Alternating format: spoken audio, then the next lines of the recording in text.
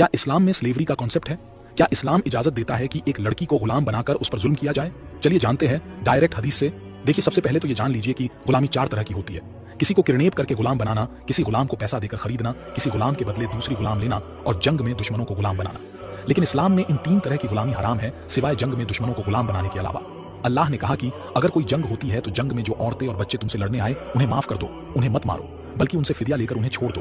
फिदिया यानी उन्होंने जो नुकसान किया उतने पैसा लेकर उन्हें छोड़ दो। लेकिन अगर उनके पास पैसा नहीं है तो उन्हें इस्लामिक तरीके से गुलाम बना सकते हो।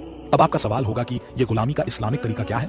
देखिए, अगर कोई मुस्लिम किसी को गुलाम बनाता है तो उस मुस्लिम को उस गुलाम को पूरा हक देना होगा, यानी जो वो मुस्लिम खाएगा वही उस गुलाम को भी खिलाना होगा। वो मुस्लिम जिस क्वालिटी का कपड़ा पहनेगा उसी क्वालिटी का कपड़ा उस गुलाम को भी देना होगा। और अगर कोई लड़की गुलाम बनी है तो मुस्लिम उस गुलाम से शादी भी कर सकता है और उस गुलाम को अपनी बीवी भी बना सकता है। लेकिन उसके लिए भी गुलाम की रजामंदी होना जरूरी है। अगर गुलाम शादी करना चाहे तो ही शादी होगी, और अगर मुस्लिम चाहे तो उसे अपना राइट हैंड बॉसेस भी बना सकता है, लेकिन इसके लिए भी गुलाम की रजामंदी होना जरूरी है। अल्लाह ने कुरान की सूरह नूर की आयत 33 में क्लियर कहा कि जब तक तुम्हारे गुलाम खुद को पाक रखना चाहे तो उन्हें पाक रहने दो, उन्हें छूने का भी तुम्हें हक नहीं है।